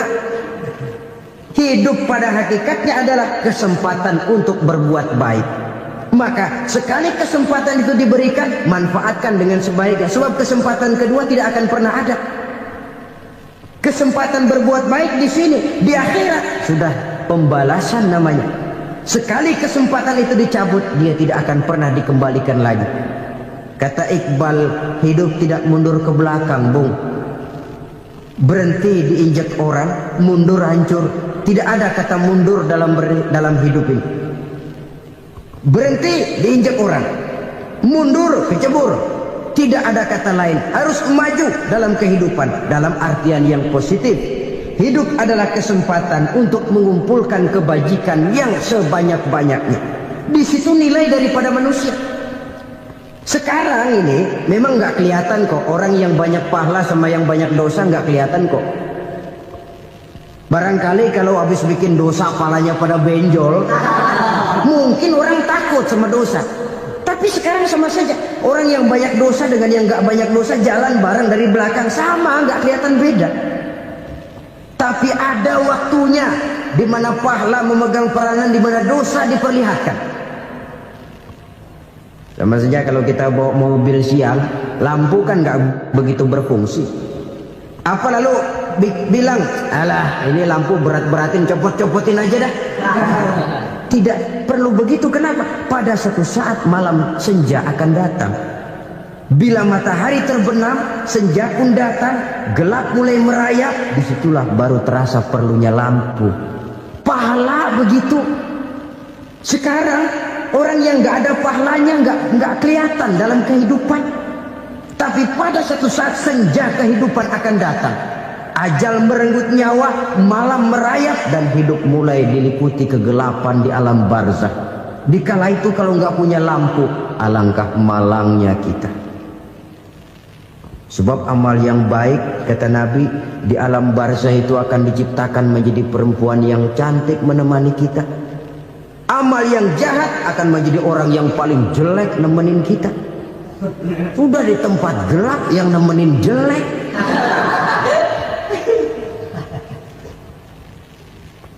Kaum muslimin rahimakumullah. Kalau demikian masalahnya, tergantunglah kita pandai memanfaatkan waktu. Al-waktu kasayf, waktu itu cepat sekali. Yang namanya waktu itu tahu-tahu. Tahu-tahu udah tahun 87. Tahu-tahu udah begitu. Tahu-tahu yang kemarin anak-anak, sekarang udah pada punya anak. Tahu-tahu saja itu. Begitu cepat waktu berlalu. Kalau tidaklah pandai kita memanfaatkannya, akan rugi kita. Nabi bersabda, "Man kana yaumuhu khairun min amsihi fahuwa rabih." Barang siapa yang hari ini lebih baik daripada hari kemarin, itu orang untung. Hari ini lebih baik daripada kemarin. Bulan ini lebih baik dari bulan kemarin. Tahun ini lebih baik dari tahun kemarin. Itu orang yang beruntung. Tahun kemarin sembahyangnya maghrib doang, sekarang udah tambah isya. Tahun kemarin cuma Idul Fitri aja ngancem bener, sekarang udah tambah Jumat, lalu tambah lagi maghrib, tambah lagi isya, dan selanjutnya. Hari ini lebih baik daripada kemarin, itu orang yang beruntung. Wa man kana yaumuhu mislu amsihi fahuwa khasir. Lalu barang siapa yang hari ini sama saja dengan hari kemarin, itu orang rugi. Hari ini sama dengan kemarin, rugi itu. Bulan ini begitu, bulan kemarin begitu, tahun ini begitu, tahun lalu juga begitu. Rugi itu orang. Rugi apa? Rugi umur. Umur tambah, amalan gak pernah tambah. Dan saya pikir lebih merupakan azab ketimbang nikmat kalau orang dikasih panjang umur cuma untuk numpuk dosa. Mending mana? Panjang umur banyak dosa sama pendek umur dikit dosa? Mending mana? Mending mana? Ya, paling mending tentu panjang umur banyak pahala. Tapi kalau tidak, sekali lagi, lebih merupakan azab ketimbang nikmat kalau orang diberikan panjang umur tapi cuma untuk sekedar menumpuk dosa. Kehilangan kesadaran bahwa dunia bukan terminal akhir dari satu perjalanan. Dia cuma halte di mana kita berhenti sebentar untuk menuju kepada terminal yang hakiki. Saudara-saudara kaum muslimin rahimakumullah, inilah lampu yang akan menerangi kehidupan. Amal yang kita lakukan di dalam kehidupan. Jadi yang dimaksud dengan lampu yang terang, kebajikan yang kita kerjakan dalam hidup. Nah, setiap orang di awal tadi saya bilang ingin bahagia. Bahagia itu kan hakikatnya kumpulan senang dan selamat. Senang, selamat. Apa bedanya? Senang tapi tidak selamat, nggak bahagia. Selamat tapi nggak senang, nggak bahagia orang. Contoh, kalau orang korupsi, duitnya banyak, senang dia, tapi keselamatannya. Ada tentara baris di samping rumahnya udah bingung, padahal tentara latihan. Tentara cuma latihan dia bingung. Senang, tapi karena keselamatannya tidak terjamin, dia tidak bahagia. Sebaliknya pegawai negeri jujur benar cuma segaji-gajinya, selamat nggak korupsi, tapi melarat, ya nggak bahagia juga, kurang senang. Kesenangan dan keselamatan untuk dunia saja, ya, sekali lagi, kalau cuma sekedar untuk dunia saja, bisa dibeli pakai uang. Bisa dibeli pakai uang. Saudara ingin selamat, bisa dibeli pakai uang. Saudara ingin senang, bisa dibeli dengan uang. Tapi setelah mati, masuk ke alam barzah, habis kekuasaan uang. Nggak bisa lagi beli keselamatan pakai uang. Tidak mungkin lagi membeli kesenangan dengan uang. Di situ pahala yang megang peranan. Makin banyak pahala, makin banyak saham untuk membeli kesenangan dan keselamatan, untuk memperoleh yang namanya bahagia. Dan jangan lupa loh, di alam barzah kita nggak sebentar, menunggu datangnya kiamat. Loh iya, kalau kita begitu dikuburin terus kiamat datang, untung. Tapi kalau masih harus 1000, 2000, puluhan ribu tahun yang akan datang, dalam satu penantian yang begitu lama, tanpa saham untuk memperoleh kebahagiaan, satu kemalangan yang tidak ada pernah putus-putusnya. Janganlah tergelincir oleh kebahagiaan sebentar yang menipu dengan mengorbankan kebahagiaan hakiki yang berjangka panjang. Apa artinya senyum sejenak kalau harus ditebus dengan tangis seumur hidup? Biarlah kita minum jamu, pahit memang, getir memang, tapi kan besok badan sehat. Daripada sekarang minum sirup, manis memang, enak memang, tapi bibir pada jontor besok. Sirawan, batuk, nggak karu-karuan. Banyak orang tertipu oleh kesenangan yang sebentar. Padahal laisa kullu ma yalma'u zahaban. Belum tentu semua yang berkilat itu emas. Belum tentu semua yang gemerlap itu intan. Karena itu, marilah manfaatkan kesempatan yang diberikan Allah ini untuk mengumpulkan kebajikan yang sebanyak-banyaknya. Yang terakhir sekarang, yang keempat, tanda orang bahagia kata Nabi. Zaujatun salihah. Orang bahagia itu tanda yang keempat kata Nabi, punya istri biar cakep asal taat. Sudah surga itu, cakep taat. Istri kayak gitu, kalau belum mati jangan dikuburin dulu. Sudah cakep taat lagi. Tapi kadang-kadang enggak, udah jelek ngadat melulu. Apa yang mau dipilih? Sebab itu Quran mengatakan istri pakaian untuk suami, suami pakaian untuk istri. Kenapa suami istri diibaratkan pakaian? Alangkah tingginya gaya bahasa Quran ini. Suami istri teman hidup, hidup perjalanan panjang. Sejak kita dalam rahim sudah ada hidup kan di sini. Sampai ke alam dunia, masuk ke alam barzah, kumpul di padang mahsyar, sampai menuju akhirat, itu perjalanan hidup. Carilah istri atau suami teman hidup yang membawa manfaat tidak hanya kehidupan di dunia ini, sampai di alam barzah, sampai di padang mahsyar. Suaminya mungkin meninggal lebih dulu, atau istrinya mungkin meninggal lebih dulu, tapi suami atau istri yang masih hidup berbuat kebajikan. Suami saya meninggal, ada hartanya, saya sedekahkan, niat pahala untuk almarhum suami saya. Ini teman hidup, tidak dibatasi dan tidak bisa dipisahkan oleh maut sekalipun. Zohirnya mungkin pisah, badannya mungkin pisah, tapi hatinya, jiwanya, kebersamaannya dalam menghadapi kehidupan. Karena itu, saudara-saudara, bahasa Quran indah. Suami istri diibaratkan seperti pakaian.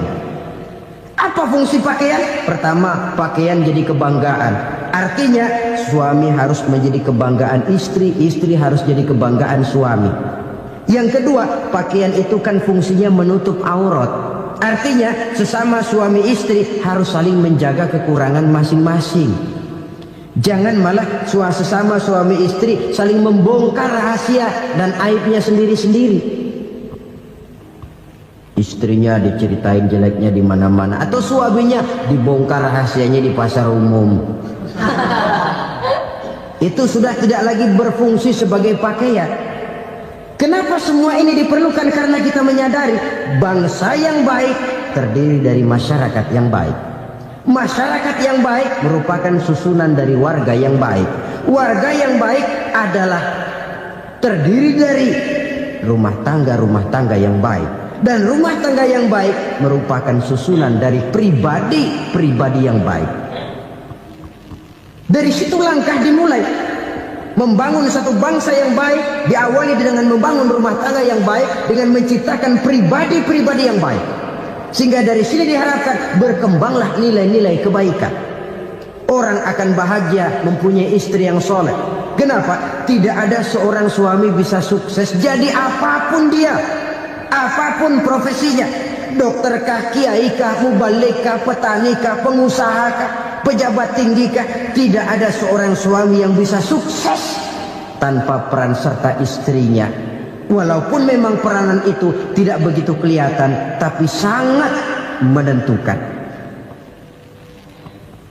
Karena itu, saudara hadirin yang saya hormati, Islam sangat menghargai kaum wanita, memberikan kedudukan yang tinggi sepanjang tidak mematikan kodrat kewanitaannya. Nah, kalau sudah kesuksesan ini diawali dari rumah tangga, karier di masyarakat mudah untuk dikejar. Tapi keberantakan di rumah tangga merupakan kegagalan pertama di tempat lain. Nah, inilah saja yang dapat Al-Fakir sampaikan pada pertemuan kali ini. Terima kasih.